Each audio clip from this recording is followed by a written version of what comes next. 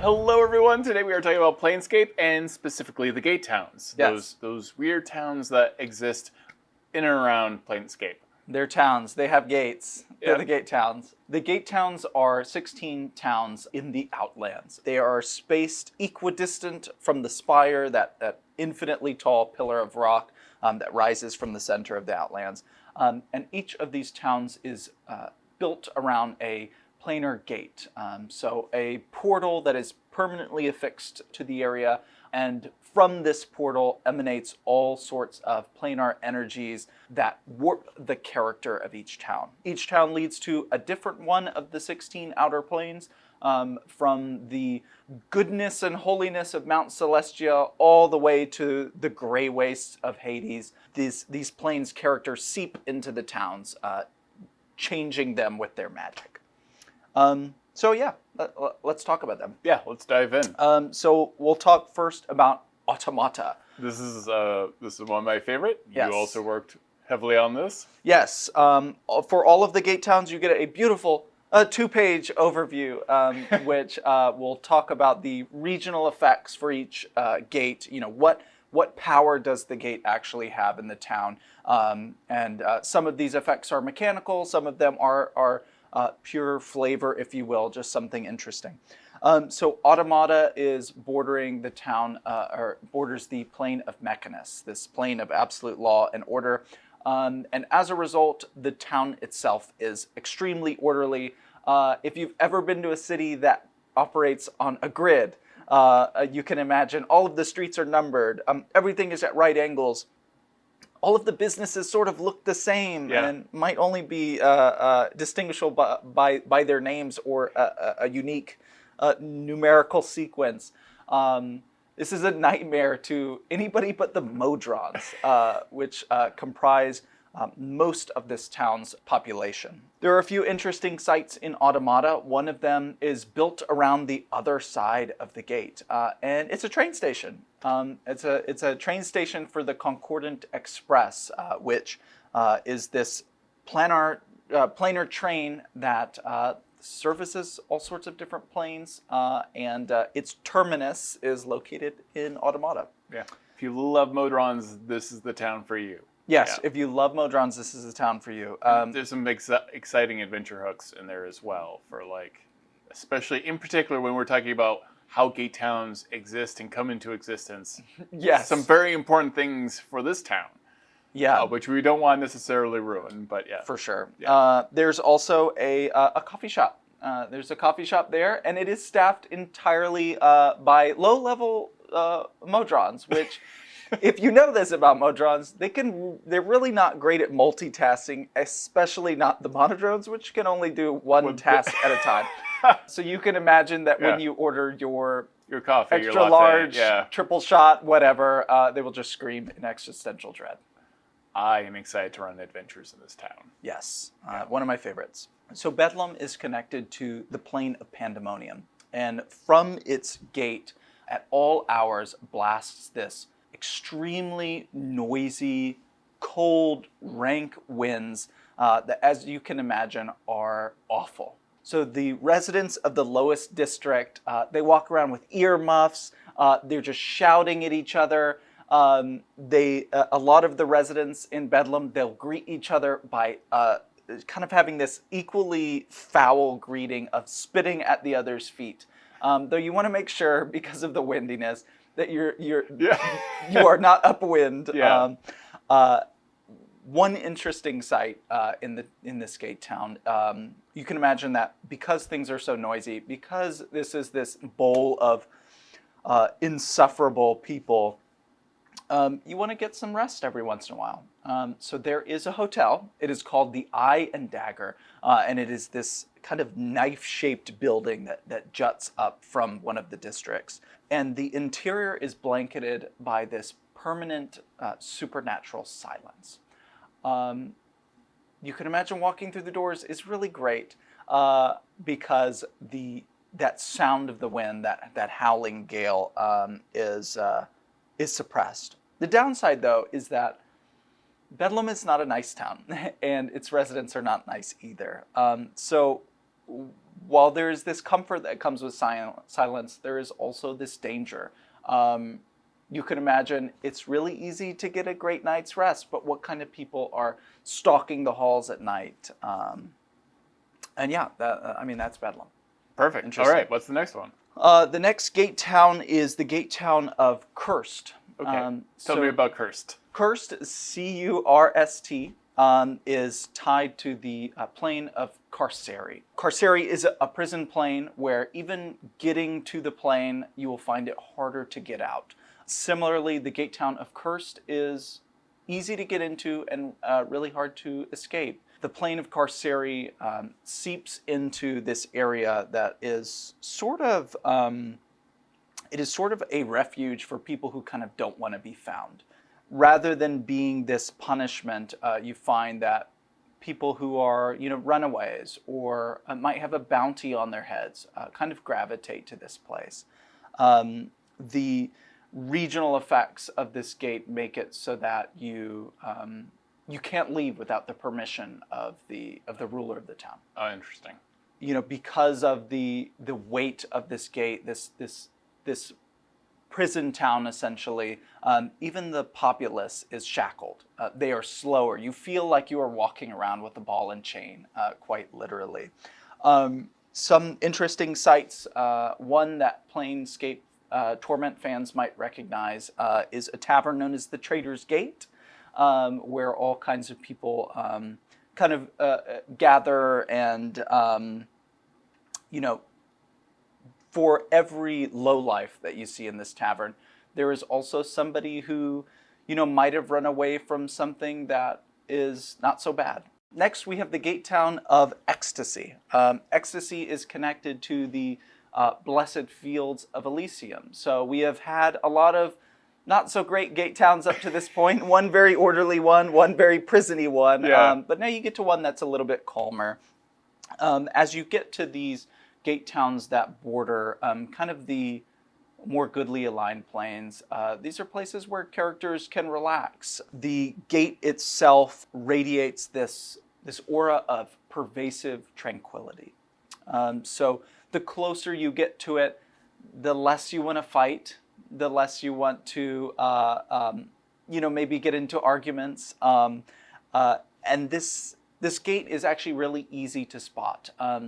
Ecstasy is also known as the City of Plaints, because when you go into the gate town for the first time, what will become evident is all of these structures that are just rising throughout the gate town.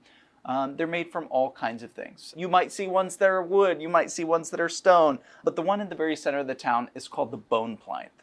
And it is this vertebral column that at the top of this bony tower is this fountain of quicksilver.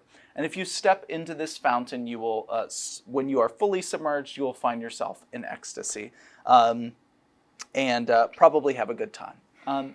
One really interesting thing about the gate town of Ecstasy is that it has two rulers, and they work in shifts. So during the day, you will find the town is ruled by someone called the Light Caller, and they live in a tower called Soulrise Tower. So at the crack of dawn, you will see near the Bone Plinth this beautiful tower, and its gates will open, and out will walk this individual who wears this very sunny golden disc in front of their face. And they kind of take care of the town during the day. At any given time, they have 3 very powerful angels backing them up as they do their different administrative activities.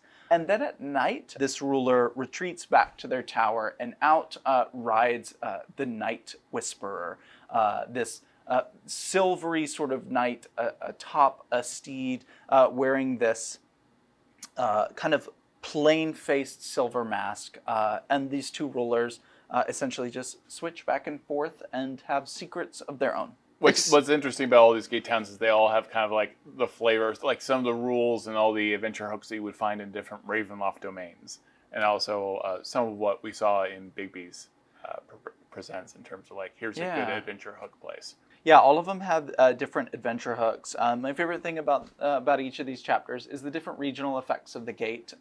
They, not only do you get to see it in the people and the interactions in the towns, but to really feel the influence of the gate is pretty cool. Speaking of good towns, next up we have Excelsior. Okay. So Excelsior is tied to the plane of Mount Celestia. So this lawful good paradise. And as you can imagine, this is a very great place to live. The downside to a very great place to live is that when you are literally residing at the foot of Mount Celestia, everything else starts to seem comparatively worse. You can imagine this gate town is the place with the sweetest fruits and the best, maybe some of the best food, and even this ambient glow comes off the town because of the gate. So demons and devils don't really like it here. It's to them this light is repulsive. Excelsior is really cool because when you come into the town, the first thing you're going to see is this tower that rises from the center of the town. It is not as tall as the spire. No tower in the Outlands is as tall as the spire, but it's called the God Strand. And you'll see that the tower just keeps kind of going up and up and up and disappears into the clouds. And that's because the gate to Mount Celestia actually resides at the top of this tower. And if you climb this tower all the way up, you will find yourself at the foot of Mount Celestia. So you'll never really be able to see it from the town. But what you will be able to see are these different cloud top structures that form this kind of aerial district in the town called the Chandelier. And if you're, walking on the ground, you're wanting to get up there, you might find yourself ferried up there on a golden chariot pulled by Pegasi. You can get your shopping done with some of the mightiest, goodliest paladins, or visit hanging botanical gardens atop these structures, and just bask in this good light. Perfect. Next one? Oh, next is Faunel. Yay! Faunel is a great opportunity to talk about something called cosmic realignment. So each of these gate towns has this character that matches their gate. But if the towns essentially get too much like the planes that they reside on, they are pretty much gobbled up by the planes themselves. Faunel is tied to the Beastlands, this wild, untamed plane. And as you can imagine, its residents are similarly wild. The problem is that when the characters get to Faunel as it stands in this book, they will find the town they once knew is gone. It has actually just undergone cosmic realignment, and the remnants of that past gate town are still sort of there, but the settlement is trying to figure itself out. So much like in our real animal kingdom, there are different animals essentially vying against each other to rise to the top of the food chain. But in Faunel, all of these animals can talk. So you might have there is an elephant that runs its own faction. There is a conference of birds up in the sky. And there are all sorts of hunters that also want to take advantage of their very rare and beautiful pelts. Nice. So Fortitude borders the plane of Arcadia. Arcadia is sort of this in-between of Mount Celestia being the ultimate good place and Mechanus being the ultimate law place. And so what you get is this gate town where everything is kind of ordered perfection. And so this is a place where when you walk in, the trees are going to be symmetrical. There are gardeners that are making sure each blade of grass in the parks throughout this gate town is perfectly manicured. And that pressure from the plane kind of projects itself on the people who they find this desire to be perfect, to be perfectly manicured, to have the best clothes, the best attitudes, the best everything, which is, you can imagine when characters start coming in. Yeah. Might come into conflict with that. They're probably not going to want to conform to this gate town standards, and interesting conflicts can arise from that. That's perfect. Sounds like an HOA. Yeah, It is a lot like an HOA. That is the perfect description. Yes, Fortitude is the worst HOA you can possibly imagine. Yeah, if you come in and if you own a home in Fortitude, you will want to sell it very quickly. Okay, tell me about Glorium. I will tell you about Glorium. So Glorium is a battle gate town. This borders the heroic domain of Ysgard, this place where giants are roaming and the giant pantheon resides. So when you come into the gate town of Glorium, one thing that you might hear is this distant battle horn, because one of the cool consequences of Glorium's gate is that any time conflict erupts in the gate town, a battle horn can be heard. So you can imagine that if you're at the Thanksgiving dinner table, you might hear the horn erupt as a battle takes place. Of course, heroes from all sorts of domains find themselves in Ysgard. In Glorium. So as much as you have, a fighter with a spear, you'll have your. This is essentially a fighter's paradise. Yeah. The fighter and the barbarian are going to have a great time. They will go to the hall and they will feast. They will train with the different warriors, and each day there will no doubt be a conflict to solve. So the next town to talk to, we are in the H's now. Perfect. Is a beautiful intermission is the gate town of Hopeless. Sounds lovely. Sounds great. Yeah. So Hopeless borders the gray waste of Hades. And Hopeless is a similarly bleak gate town. So one of the first things you'll notice when you enter through Hopeless, which has this wonderful structure called the Screaming Gate, this horrible howling face that you walk under to enter the gate town, is that the gate town is arranged in a spiral.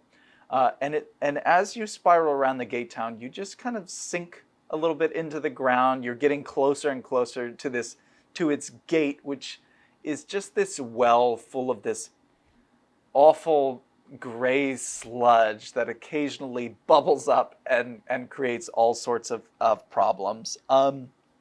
All of the residents of Hopeless are plagued by this sense of, as I say very joyfully, this sense of lingering apathy. So you can imagine this is a place where nobody really cares about anything. People aren't really excited by anything. Mm-hmm. There's no sense of fashion here. All of the food is bland. And these things are enforced by this gate town's high cardinal. And one very interesting thing about this high cardinal is that she has this entourage of beholders that enforce this miserable apathy throughout the gate town. So you can imagine if you come in this gate town and you're wearing a very vibrant red sweater, right, you might find yourself disintegrated pretty quickly. Perfect. So the next gate town is Plague Mort. Plague Mort is a gate town bordering the Abyss. So this is Demon Town. Welcome to Demon Town. Gotta have great bars. Plague Mort has great bars. And one thing that you're going to see when you go into a bar in Plague Mort is that there is this pestilence throughout the town. So this demonic ichor floods from the sewers. Every once in a while, there's sort of a demonic incursion where the town's residents have to kind of band together to fight them back. And there are kind of weird demonic things happening to the townsfolk themselves. You might be sitting 2 stools down from somebody who hiccups and coughs out some flies. Yeah. You might be chatting with someone and a little bit of black demon ichor just dribbles from their nose. But this is also a town where, much like the demon lords of the infinite layers of the abyss, are kind of always trying to one-up each other or conquer each other or overwhelm the town's ruler, who resides in this huge kind of abyssal castle, if you will, this keep called Blightstale Keep, which resides on a hill overlooking the miserable town. Ribcage is aptly named. When you get to Ribcage, you will see these curling spires of rock that form a ribcage of sorts over the town. This town is connected to the Nine Hells. So all of the best parts of evil and law are here, and they are no more evident than in the ruler for this town, Duchess Zelza Zerkbane, who is this very orderly individual that solves things in court. So this is a cool gate town to basically act out your best court drama. Perfect. Yeah. Who doesn't? It's what devils do. They It's make what deals. devils do. There's- They make deals. Yeah. They have law. One of the effects of this town's gate is that there is this diabolical surveillance, if you will. So it's kind of like you're always being watched. You might be walking through the streets and see a reflection of an infernal gaze behind you in one of the windows of a shop, or you might hear somebody whispering as if you're kind of being watched by this ruler at any given time. Perfect. And again, like each of these have like a piece of art that helps kind of define it. Yes. What I also like is like you're getting a nice visual with everything. Yes, really awesome. Yeah, I love that piece. So Rigos is a very regimented gate town that is connected to this battlefield of Acheron, this plane of kind of war, and that's where you'll find the orcish god Grumsh is on there. Maglubiet, the one of the goblin gods, are in this kind of eternal conflict. So instead of this being like, you have Glorium where the people are fighting and where there's conflict there, this is kind of like a giant military encampment. So when you come upon the town, the first thing you'll see is that it is separated into these rings, these 7 stacked tiers that get progressively higher. One of the first things you'll probably hear is probably like a bugle horn waking people up in the morning. You will see troops organizing. And when you get in, you will have a little rank that appears on you. Depending on your deeds, your past adventures, or if you're really green, you will be assigned the rank of a slate. And essentially a blank low rank will be assigned to you. While in Rigos, you have advantage on charisma checks to influence those of lower rank. And much like any good military encampment, you have disadvantage to influence those of a higher rank. Right. Sylvania is amazing. It is not like Transylvania, but you will probably find a vampire or two here.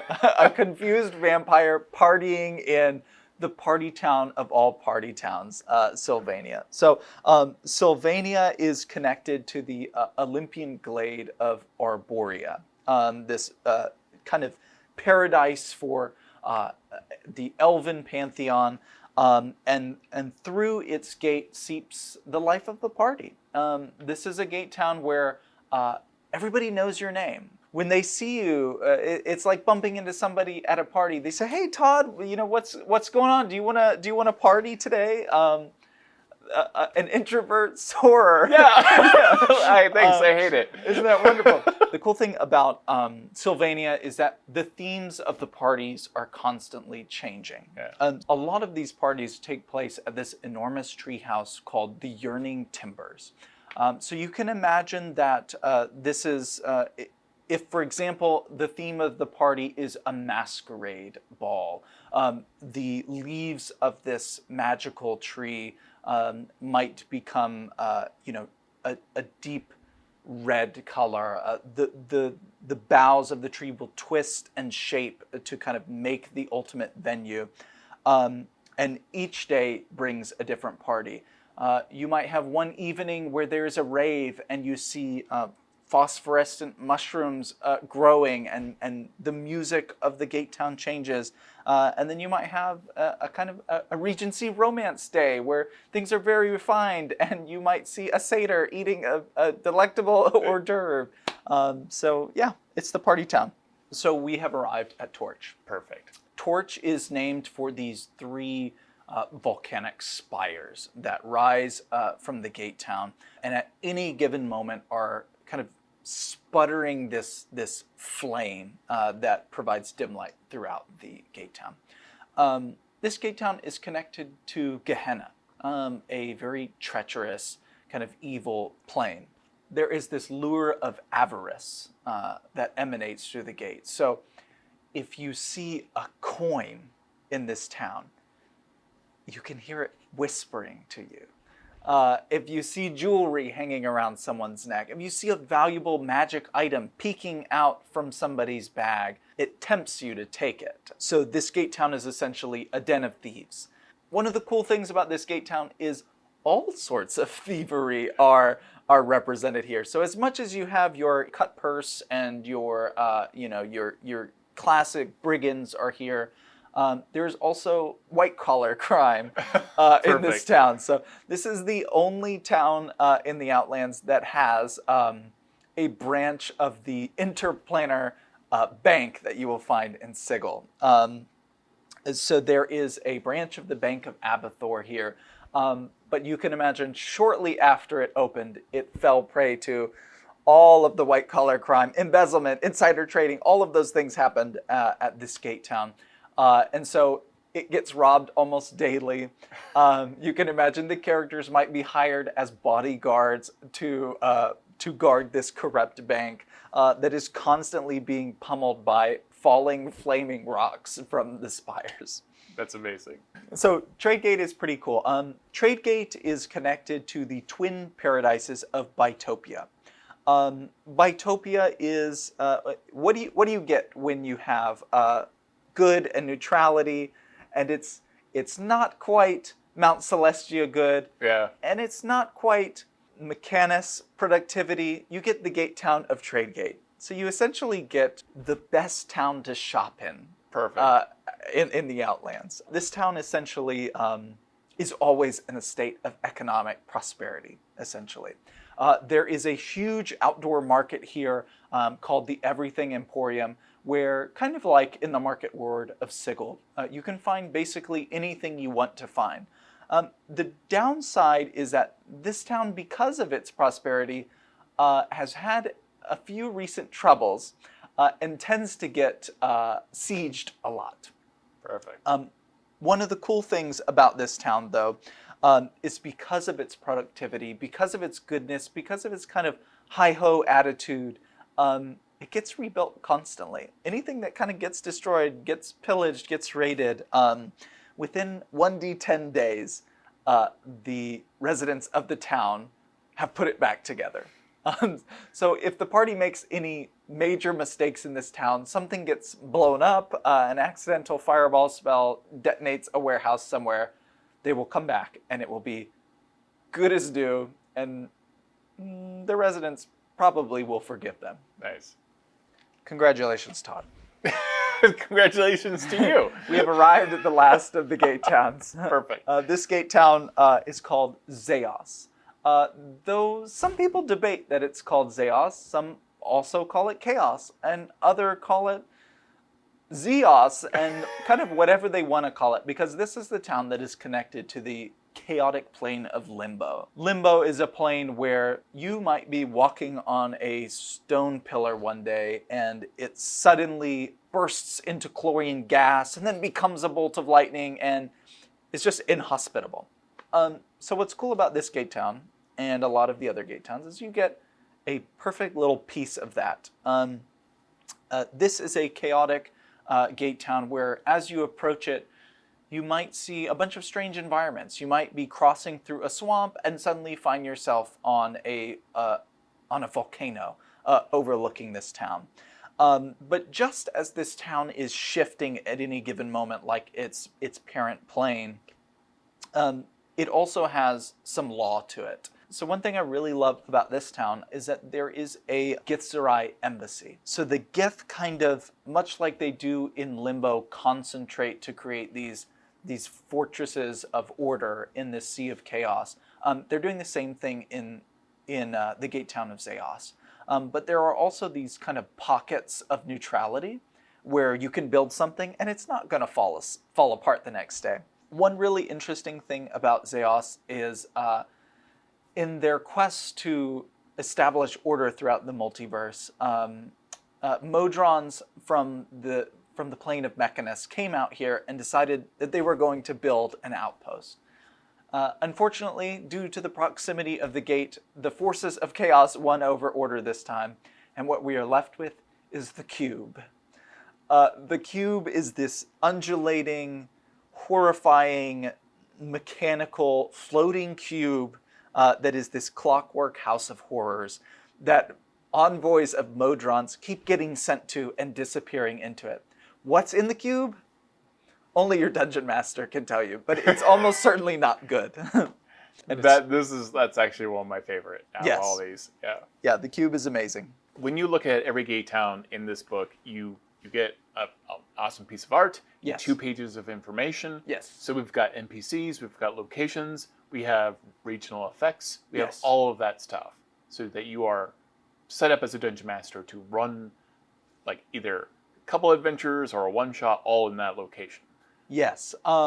You get essentially everything you need to run an adventure in one of these gate towns. You also get information on the town's ruler, which in a lot of these gate towns is going to be the person that the characters either will find is their biggest ally or their biggest adversary. Yeah. But yeah, it's awesome. And you get a host of notable sites in each gate town, usually 3, sometimes 4. What was the most fun thing about designing each of these gate towns? Just combined, like there had been like a process of like how do you express a town that is so heavily influenced by each of these planes? One of the best parts for designing for these is knowing that these are anchor points.